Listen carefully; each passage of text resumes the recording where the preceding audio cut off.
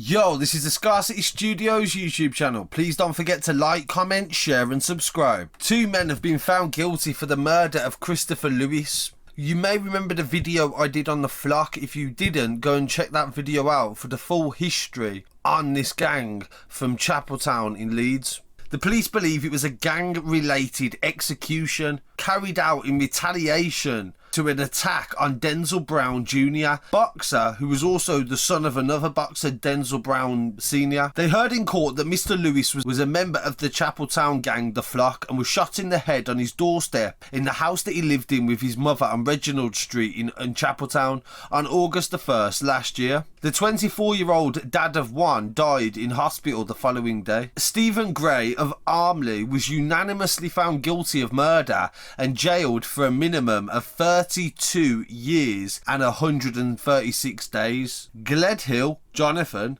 of Dib Lane, Roundhay, was found guilty of murder by a majority of 10-1 and jailed for life with a minimum of 31 years and 136 days. And these are very serious sentences. And the boxer who I featured in the Flock documentary, Denzil Brown Jr. 24, was jailed along with his cousin Lewis Pearce for 4 years. And Owen Clarke also was jailed for assisting an offender. Denzil Brown Jr. had gave them a lift after the murder. What happened was Denzil Brown was attacked previously in a fight where he was chopped in his back, which nearly left him paralysed. He previously boxed for Team Great Britain, but they said they do not know where it stands after his prison sentence. The violence that had developed between these two groups in the Leeds area had escalated from the murder of Rahim Wilks. This happened back in 2017 when he was shot in the heart at Two Sharps Barbers in Hare Hills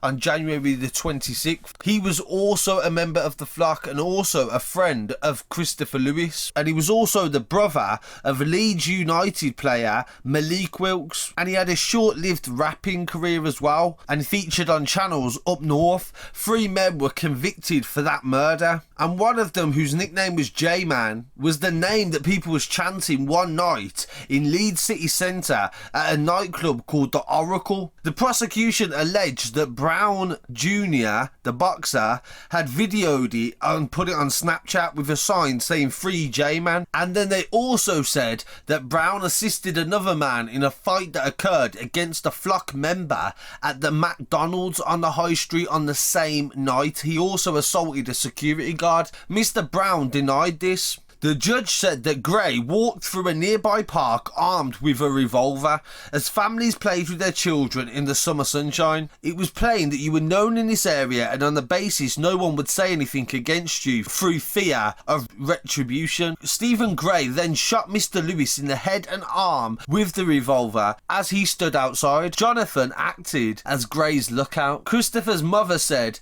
"Christopher looked at me as his head was in my arms. He gave a little smile as his eyes rolled back. His jaw locked. I put my hand on his heart and it stopped at this point. I was beside myself, and not only did I see my Christopher taking his last breaths, I saw blood coming out of his mouth, nose and ears." Mr. Lewis died in hospital shortly after. It had been a very challenging investigation where witnesses were reluctant to come forward through fear of violence. It took lengthy and painstaking inquiries to build up the evidence that resulted in the convictions. And what Denzil Brown actually did was several things. He was using Twitter and Instagram to post pictures and tweets, basically boastfully talking about not being under pressure, and these sort of things that are referenced by the prosecution. This was actually noted, the fact that he was on about that he wasn't bothered about this trial and he was going to beat the case. One has to wonder if this may have contributed to the actual sentencing, because at the same time he was caught out lying too. When it initially happened, he said he was bedridden and he couldn't possibly have had any involvement with the case due to that fact. But then the judge had referenced his mobile data and where he'd been on his phone, and found out that he'd been all over Leeds during the time that he said he was bedridden. So that would have definitely gone against him in a court of law, and due to that fact they were both remanded. So simply for giving a person a lift and conspiring to be in any way involved in the murder of this young man has resulted in these people being sent down for 4 years. So So really want to hear what people have to say. Please pay your respects to Christopher Lewis, and don't forget to go and check out the documentary on the flock to find out some more details on certain cases. Thank you for joining me. This has been the Scarcity Studios YouTube channel. Please don't forget to like, comment, share and subscribe.